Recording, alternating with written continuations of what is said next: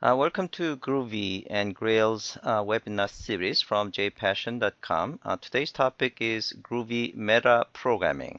So let's get started with the presentation. So this is the set of topics that we are going to cover. So we will see what is and why we want to use a meta programming.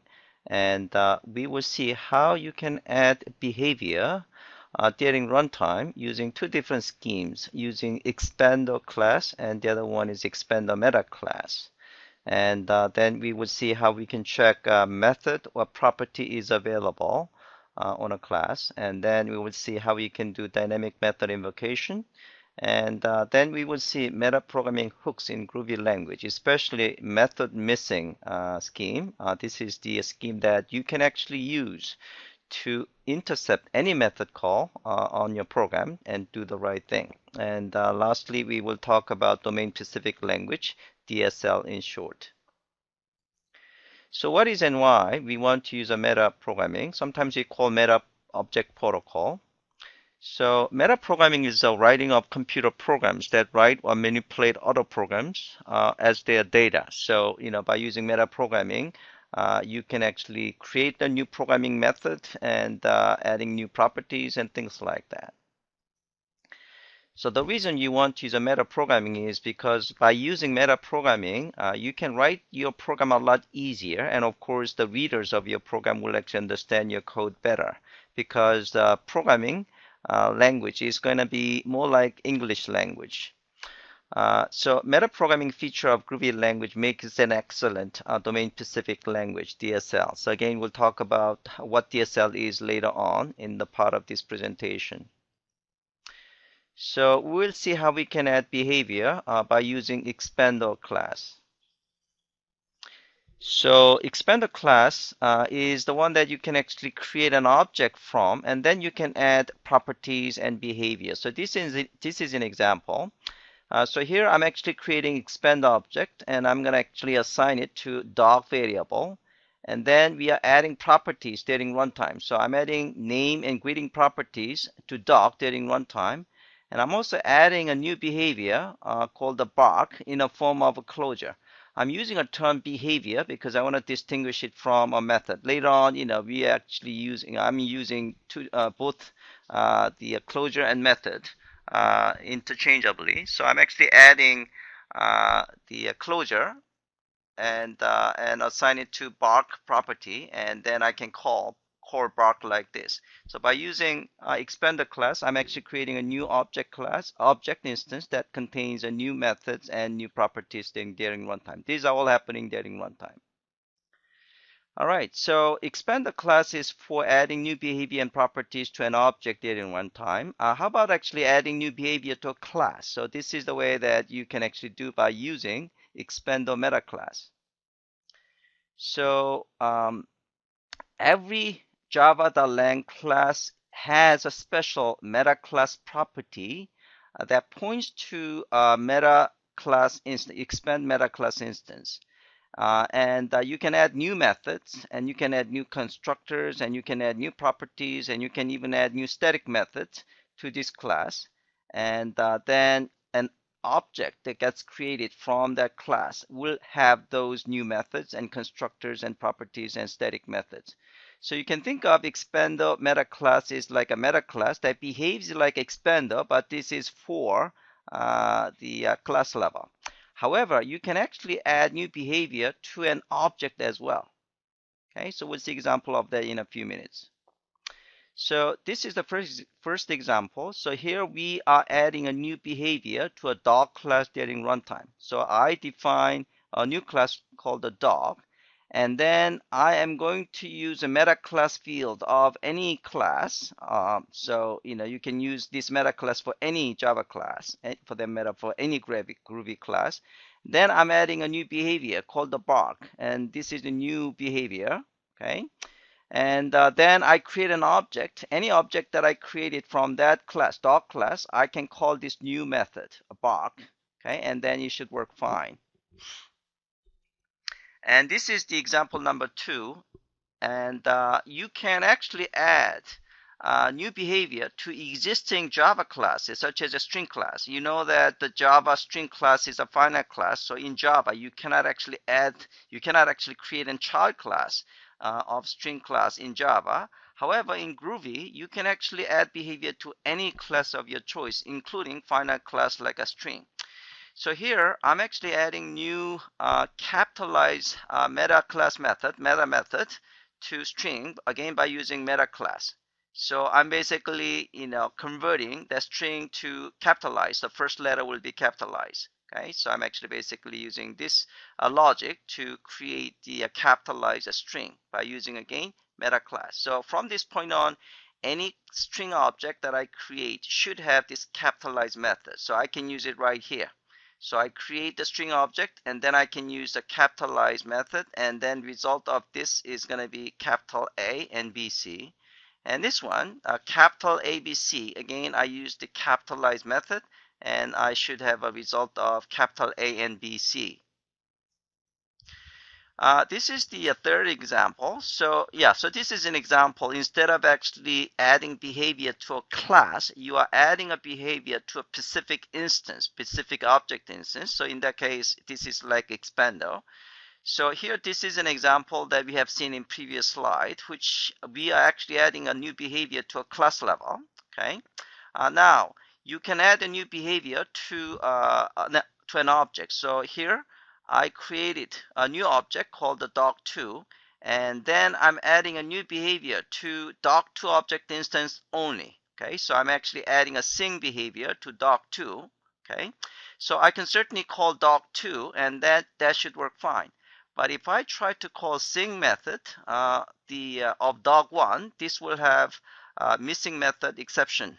Because the doc1 doesn't have this new meta method called the sing.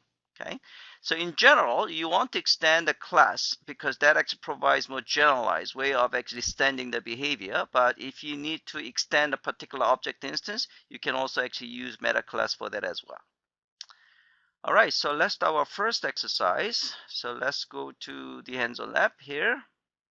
And okay, so this is the adding new properties and new behavior using expander object. So I'm going to copy this code. And this is the same code that you have seen. And then execute it. And as expected, so here basically I can call the bark method, and bark method will access the name field and greeting field, and you should say my dog says hello. Okay, so name is my dog and greeting is hello. Okay, so if I say my dog 2, hello dog 2, and of course this should work as expected. All right, so this is the usage of expander class. And this one is adding a new behavior to doc class using meta class. So we are actually adding a behavior at the class level. So this is the same code that we have seen in the slide. So I'm going to just copy this code.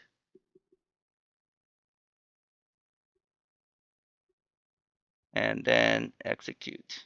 Okay, so here I'm actually creating a new object, and then it should work fine. So if I create a new object, so I'm going to say to XYZ, and I can create a new doc, and then I can call XYZ and bark and Sang Shin, and then you should bark my name. Okay, what Sang Shin is barking. All right, so this is an example of the extending class.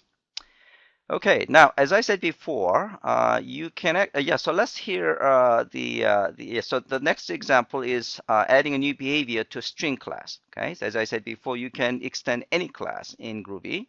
So first of all, let's see what string class has, what methods a string class has. So here I'm gonna just copy this code, and we'll see all the meta method that string class has. Okay.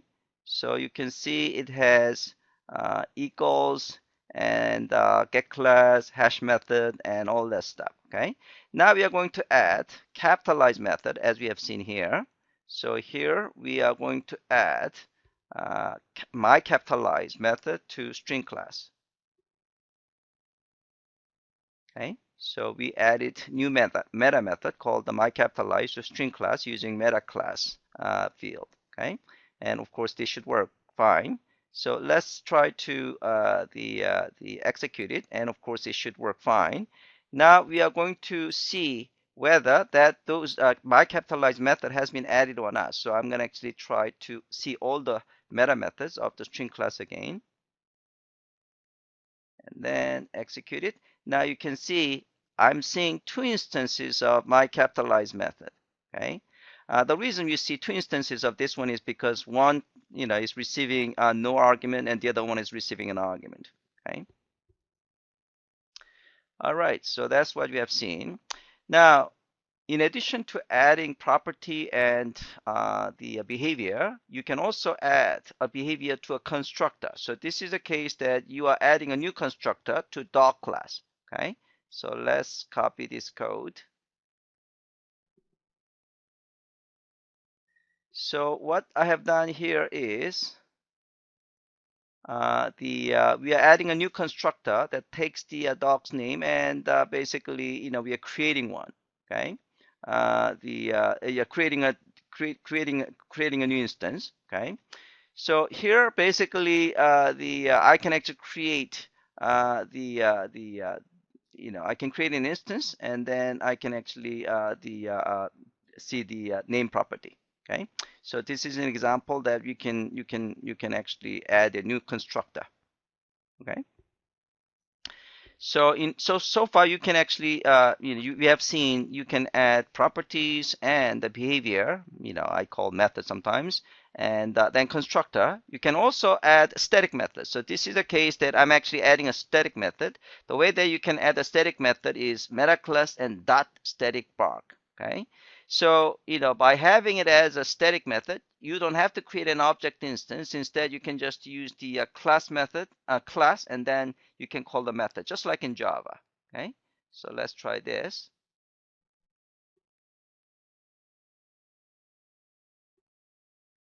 And it should work fine. Okay, so basically I'm actually calling static method called bark by just using class. Okay, just like in Java.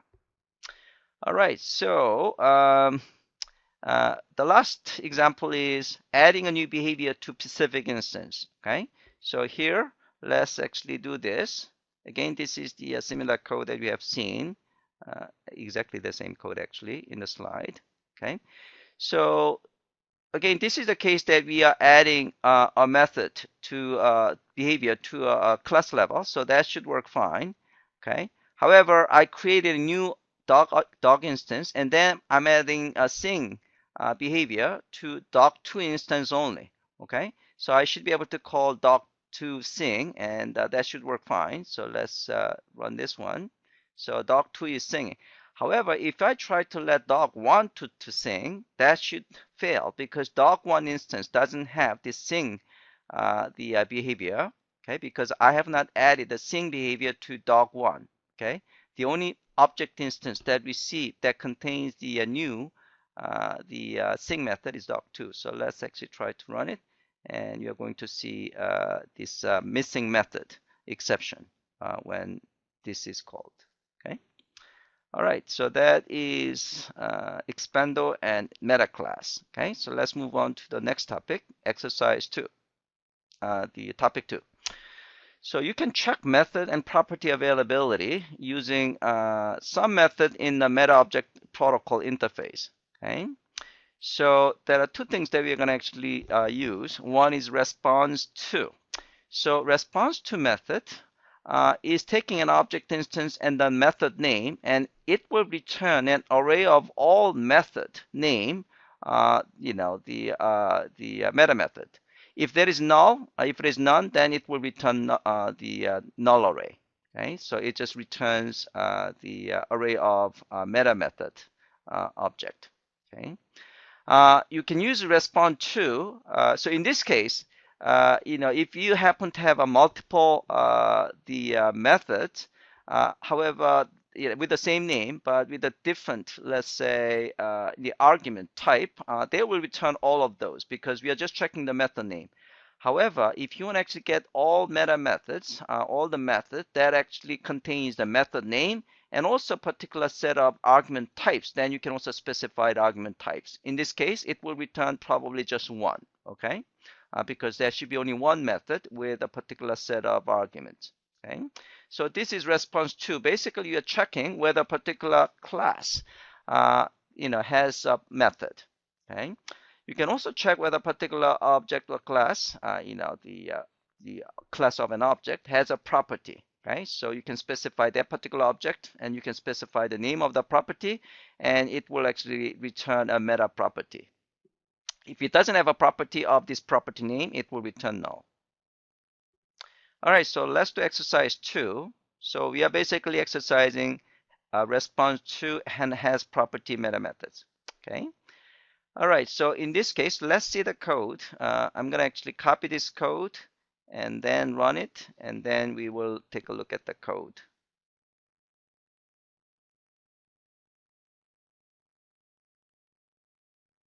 And run it, and it will just work fine. All right, so here we created a string object, okay? And we want to see whether the string object has my capitalized method or not. It should have it because we have added this my capitalized method to string class in previous exercise, exercise 1. So it should return 1, okay? So this should true, and then it should display hello world. So that's the reason it's actually displaying hello world here, okay? So it basically capitalize it, right? So if I say, yeah, so XYZ, if I say XYZ, then it should actually have capital X and YZ and things like that. So, you can see string object responds to my capitalized meta method because it has it, okay? Next one is we are now adding a new meta method called my method 2. So we are using again meta method, meta class, and then we are adding my method 2, and this is a closure object. Okay, so you're basically adding a new behavior to the string object. So as I said before, I'm sometimes using a term method or a behavior. Those are the same thing. Okay.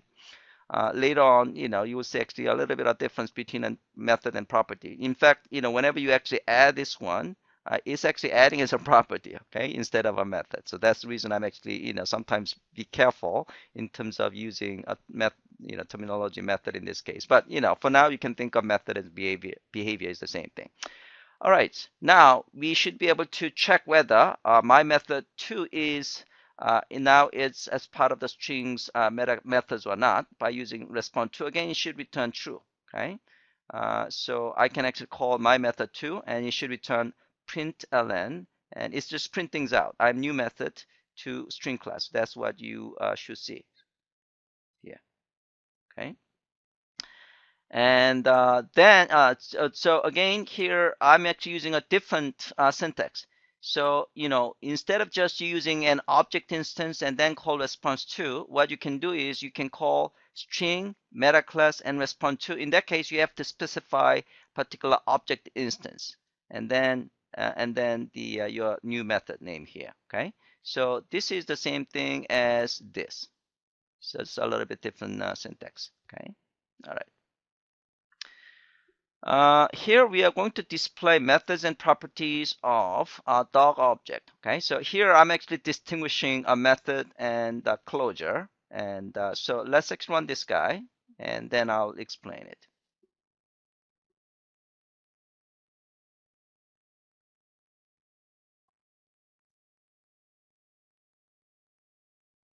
All right, so basically we define a dog class, and then we create a dog object and assign into my dog1 variable, and then we display all methods of it, and then we display all properties.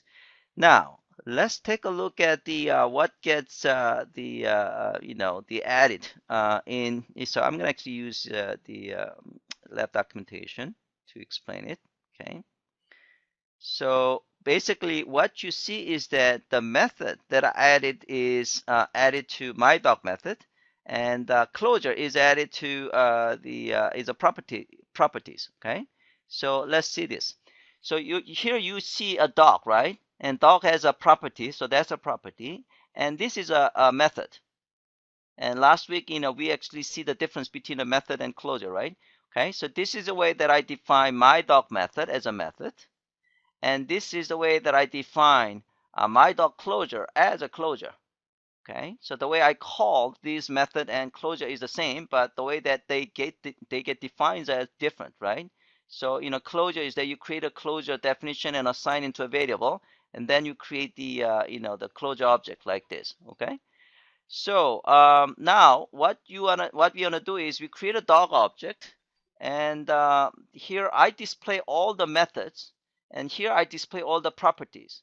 So you can see this method is displayed as a method, but the closure is actually displayed in a form of a property. Okay, so if you actually see all the properties, you can see my dog closure is in fact one of the properties. Okay, well, this is not that much different, that much important. I mean, you are gonna just use the closure just like a method, just calling it, okay? But just kind of give you a sense of, where a closure is actually being defined, it's defined as a property, okay? All right, so here, basically I'm testing it. So here, in order to find, so this is the same code, right? So here again, this is a method and this is a closure.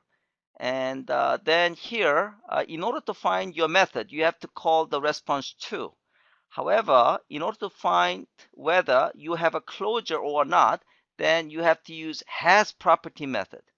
Okay, so if you try to use a has property method, the response to with a closure like this, then it will not respond. Okay, because closure is actually in a form of property. Okay, so let's try this.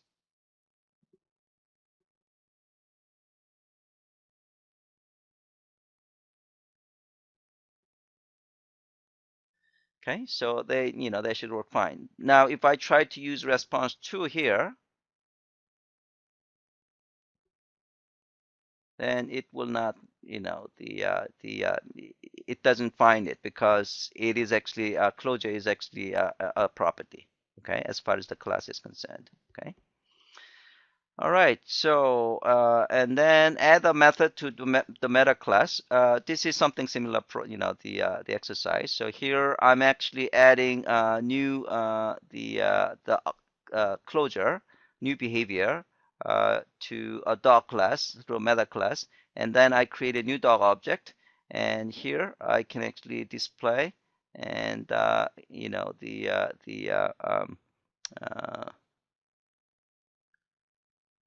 yeah, so whenever you add a closure through the meta class, it is actually considered as a method, okay? So the only thing difference is that in this case, when you define a method like the closure like this, it is added to a property. However, if you're using meta class, okay, it's considered as a method, okay? So that's the reason, in fact, I'm actually changing the, interchangeably using the term method and behavior, okay? So here I added a new method called the my.dog method through the meta class, and then you can see this my.dog method is actually being displayed through the methods. Okay. All right. Response to dog. Yeah. So again, this is basically the same code that we have seen. Okay. So the last one is usage of response to various syntax. As I said before, you can actually use let me actually run this code and explain it. So we have seen an example where response to is used with the the name of the method and also name of the method plus arguments. You can also specify the return type as well. So that's basically what this does. Okay. So let me actually explain it. Okay. So this one response to is basically in a string object. So let's actually see. This is a simple class. A simple class is a string type of language property, and it does have two methods. What do you speak and what say? Okay. So we create a new object from the simple class. Okay, and specify language Groovy, and then we are basically trying different forms of response to. So we already have seen this guy, response to, and then you specify the name of the method. What do you speak? And it will return single the entry. Okay, so it should actually return a single entry. So that's what you see here. Okay, because we have only one method that contains what you speak. Okay, if I actually add another method that has the same name but with the different argument, okay, let's try that, and then maybe the string x. Okay, so in this case we have a two what you speak method, but contains received a different set of arguments. In this case, if I run it, then I should actually see two instances. Okay, so one without taking any argument, and the other one taking the string argument. Okay, so that's basically the difference. Okay, so and then we have already seen this example as well. So you can actually use the actual class name that meta class and response to, and then in this case you have to specify the name, the instance of object. So this and this the same thing. Okay, so that's the reason we're actually receiving actually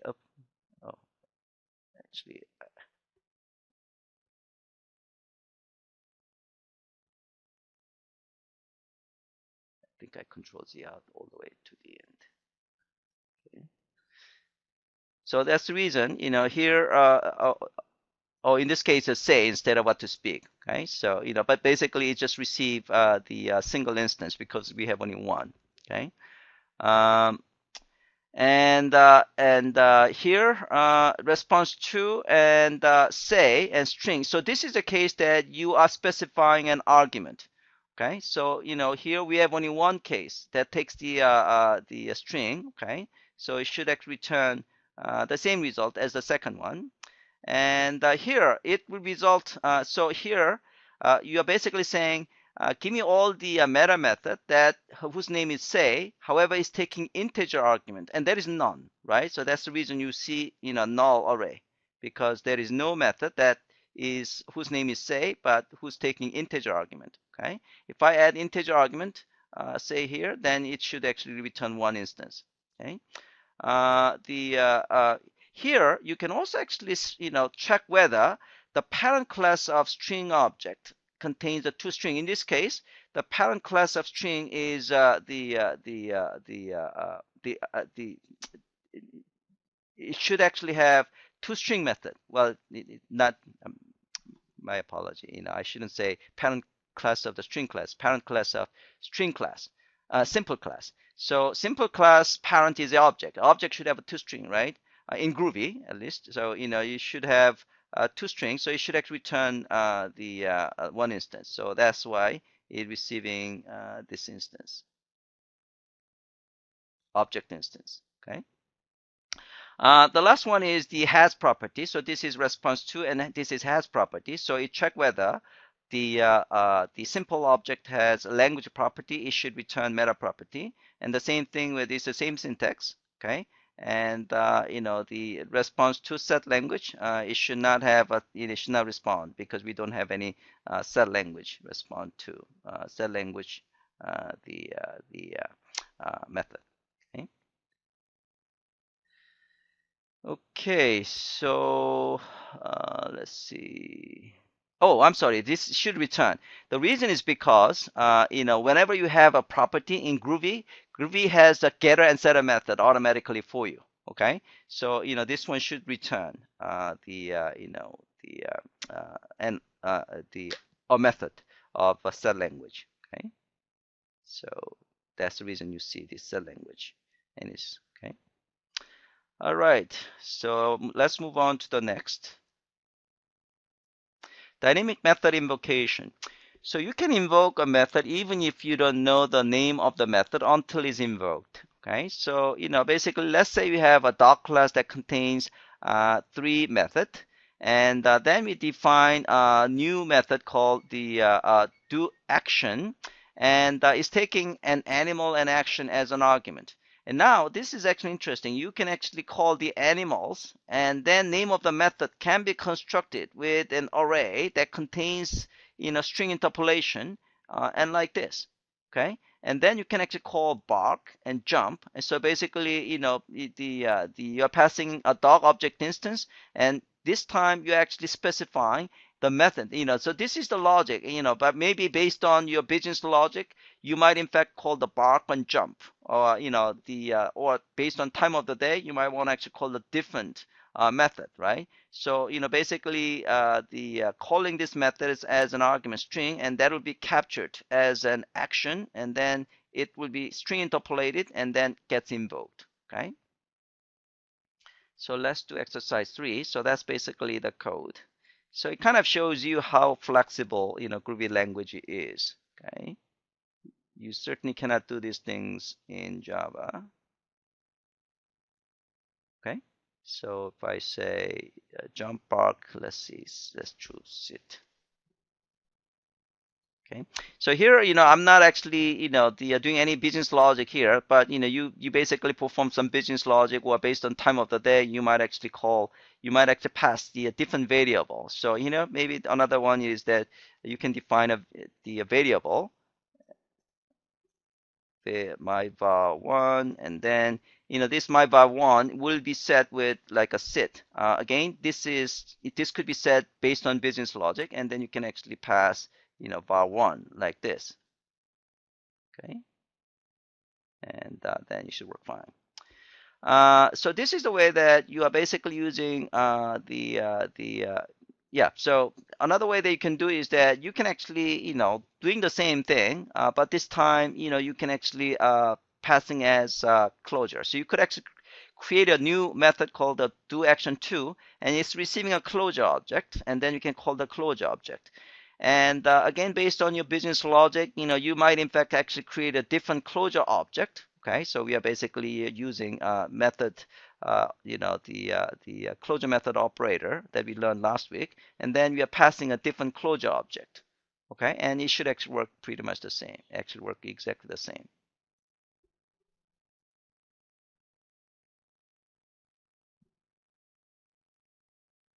All right.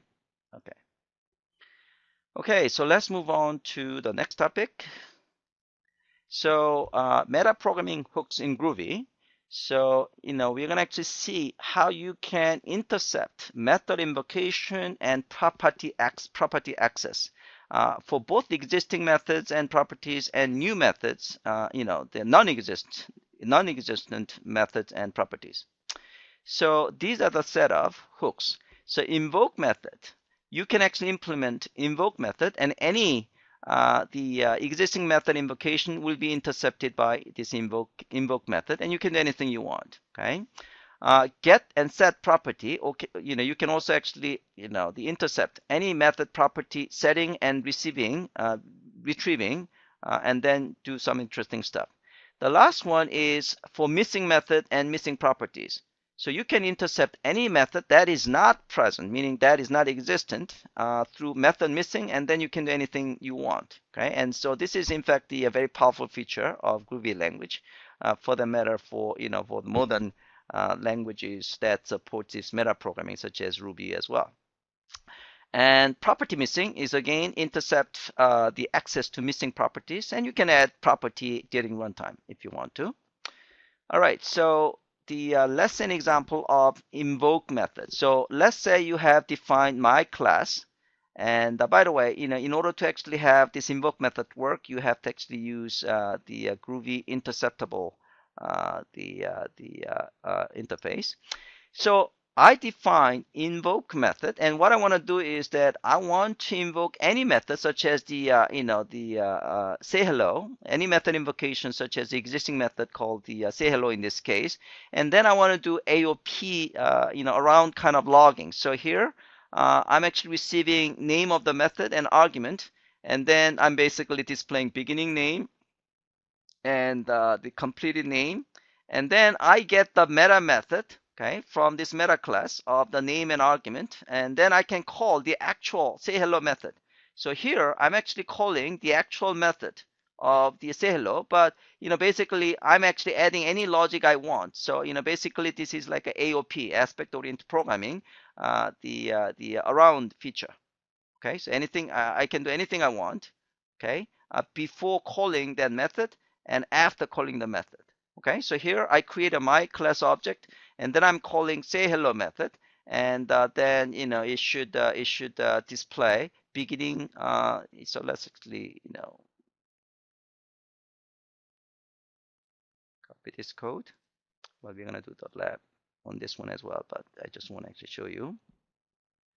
And then run it, and then you can see beginning, say hello, and then the ending, the completed say hello, and then the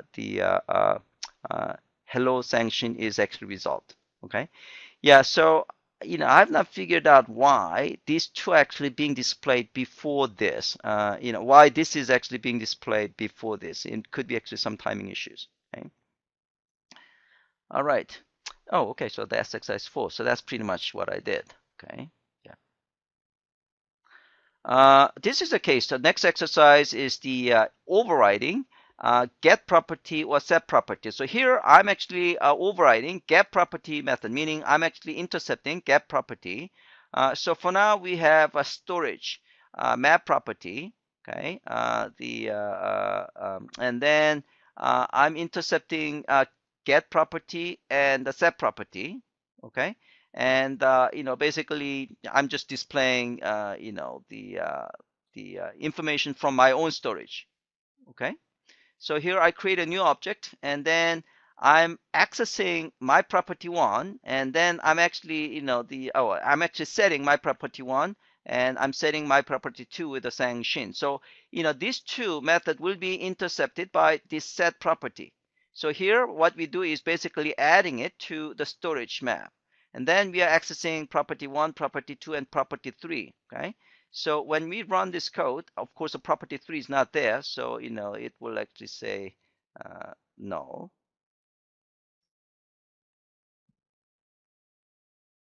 Okay. All right. So here, basically Sang Shin created. So you can see created and the new date. The date is coming from here. Okay. So this shows I can intercept any property access, and then I can do anything I want. Okay. If I don't do anything, so if I say well, so I can XYZ, and it should work as expected, and I can do anything I want in this logic for setting a property. Okay, maybe I will actually chopped up some values of the values that was seen by the the entered by the user and things like that. Okay, all right. Next one is method missing, and in fact that is the most important the meta programming hooks in Groovy language. Okay, so missing method and missing properties hook. So you can intercept any missing method, and then you can add the behavior, desired behavior, right on the fly. Okay. So this is how you can create your own method during runtime, and this allows the building a powerful domain-specific language from Groovy.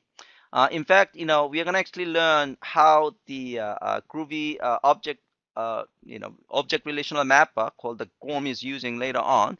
So in Grails, what you can do is that you can use a query method like find by your birthplace, find by my own something, and or something, based on the name of the properties of that particular domain class. So obviously, that class doesn't have this particular method, right? Okay, but GORM is actually constructing this new method by intercepting method missing. So let's see an example of that. So this is how GORM is actually supporting the new method, like a find by name, find by address, all that stuff. It's basically implementing method missing, and this is the name of the method, and this is the set of argument. Okay. So basically, so this is array.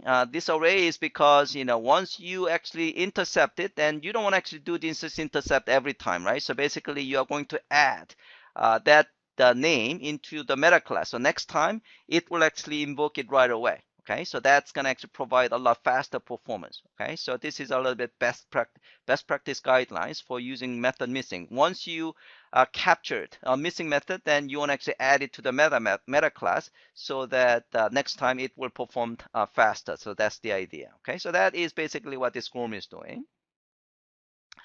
Another example that we are going to actually do is that suppose you have this big number, okay, and you want to translate. Suppose this is in fact the currency, and you want to convert it into different currency, like a GP, a Great Britain, or Japanese, or Chinese, or Korean, or whatever. And you don't actually have all this method to be implemented in big decimal. Okay, so the way that you can do is that you're going to actually use the method missing. Okay, so first of all, we define the method missing through the meta class, and then what we do is that we also actually define the you know what, I'm going to actually explain this code using the lab exercise. Okay, because that's a bit easier to see.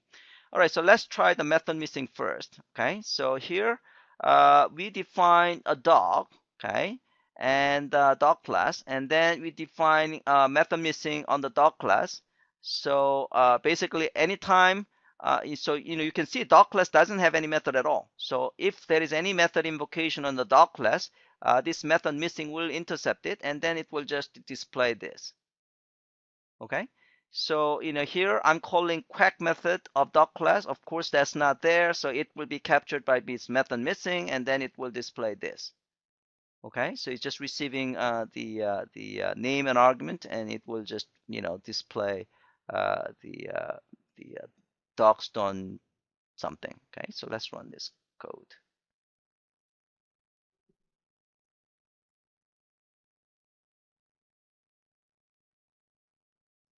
Okay, so dogs don't quack, dogs don't fly, dogs sing. So if I actually add another one, dogs whatever, it will be captured by this. Okay, and so you can do anything you want. Okay, in this method missing. So this is a way that you can add a new behavior during runtime for any missing method invocation. Missing method cache. So this is the best practice I was talking about. So basically, you can add into a cache so that next time it actually performs better. Basically, you can actually run the same code, and it should run the same. Okay.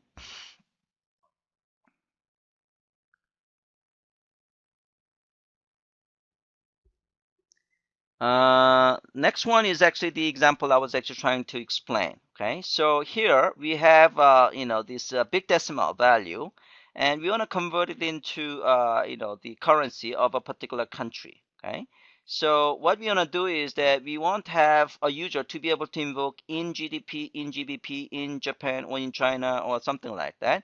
So what we do is that we are going to create a method missing, and then we actually receive the method missing method name and argument, and then we are going to capture the method name, which is basically this GBP or JPY and XYZ. That's the conversion type. And then we are going to use this array. So basically using this array, we are going to get the conversion the rate. So for GPB case, this 0.5. For euro is going to be 0.63 or something like that. And then we are going to convert the value. Okay, and then we'll just return the value. And if there is no conversion rate, then we will actually have no conversion for the whatever. So in this case, XYZ is not there, right? So it will actually get, it will display no conversion for that. Okay, so let's run this code.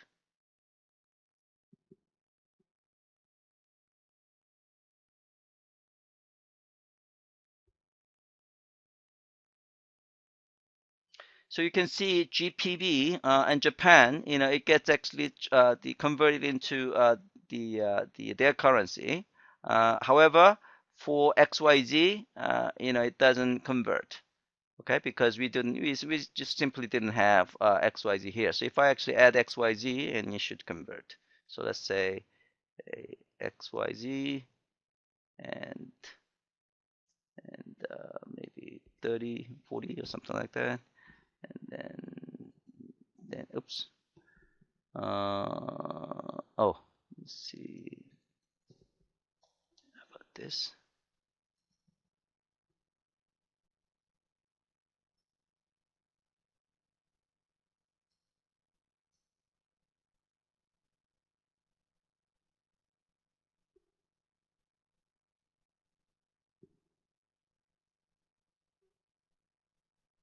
Looks good to me. I'm not sure. XYZ. Okay, so let's see. Illegal argument exception.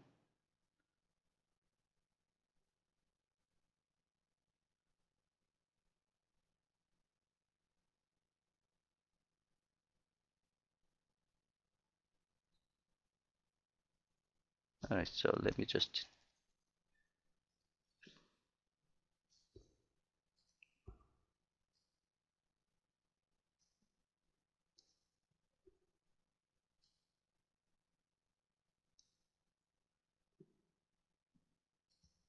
I'm gonna just change one of this, like a cat, XYZ, and then. Oh, what's the problem with the XYZ?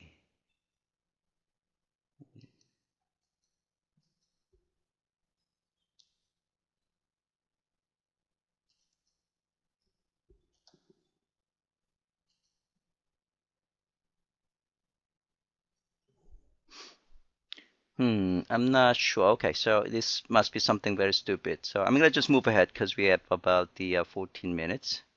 So the next exercise is property missing. So far we have seen method missing. So here, anytime you are actually trying to access a method that is not present, this property missing is intercepting it, and it will do. You can do anything you want. Okay. So here, I'm going to copy this code.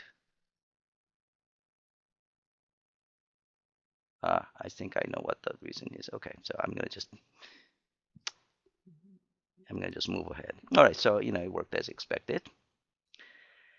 Okay, so method property missing example. So again, this is something similar. So I'm gonna just move ahead. Okay, so last example, last topic is DSL, domain specific language. So DSL is becoming very popular and is defined by Martin Fowler. He said it's a computer programming language focused on particular domain. So instead of using same general purpose language in Java for all the particular domain, finances or XML processing or the manufacturing, what you want to do is you want to create domain specific language that's a lot easier to use and it's going to be a lot more tight. So DSL is considered as a tiny specific purpose language in contrast to large general purpose language like a Java or the C or for that matter original Groovy. So excuse me. Dave Thomas described DSL as a specialized language that domain experts invented as a shorthand for communicating effectively with their peers. So because the DSL is designed for that particular domain, it should actually capture a lot of things, that are only specific to that domain. An example of DSL is like SQL. Okay, so SQL is you can think of as a domain-specific language for the querying purpose of relational database.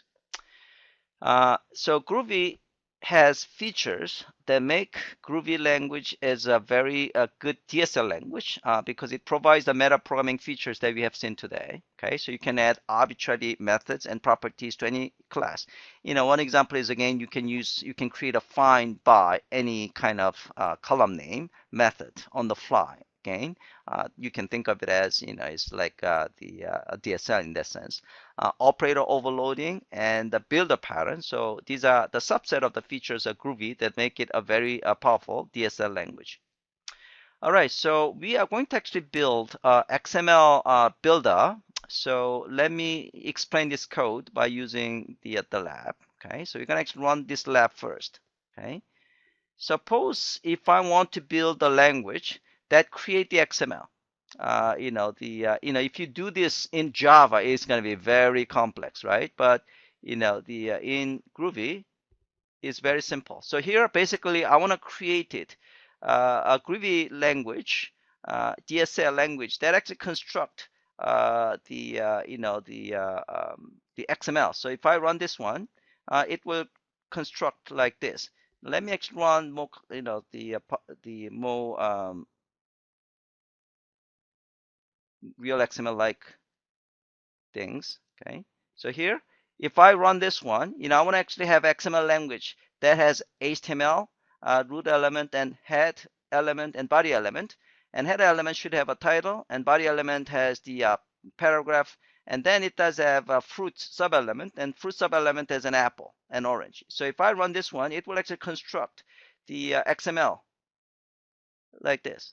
Okay, which is basically, if I actually have indentation, it's basically creating like this. So you can think of this is a domain-specific language for creating XML. Okay, so if I have another one like my favorite XYZ, and if I want to have XYZ have a sub-element, I can have sub-element 1, and then I can also have a sub-element to have another element like this. Now banana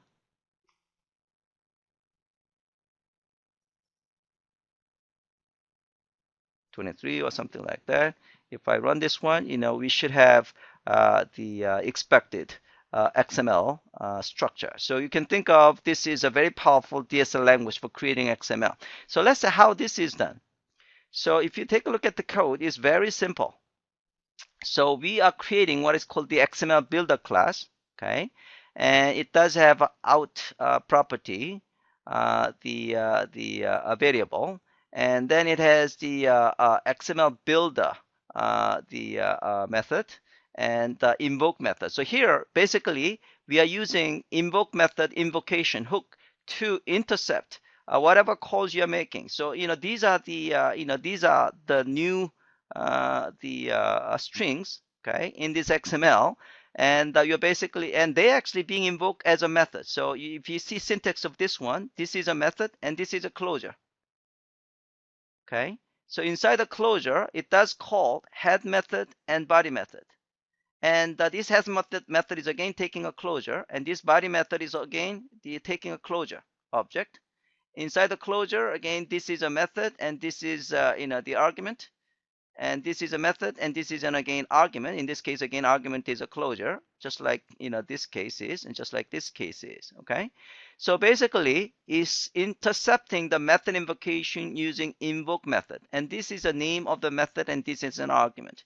So basically, what it does is that it takes the name of the method, and then it's actually adding the element, okay, to the output, which is basically string buffer. And then the argument is going to be a closure. It's a closure. It check whether closure is a closure or not. If it is not a closure, it will just add a string, just like this case, right? If it is a closure, then it's going to call that closure. Okay, and then it's going to be called recursively, and that's the way this is actually creating XML structure like this. So this is a very good example of the DSL in Groovy. Okay, so hopefully that gives you a sense of how the DSL gets built in Groovy language. In this case, we built the DSL language for creating XML, the data. Okay, all right, so that's pretty much what I have. So let me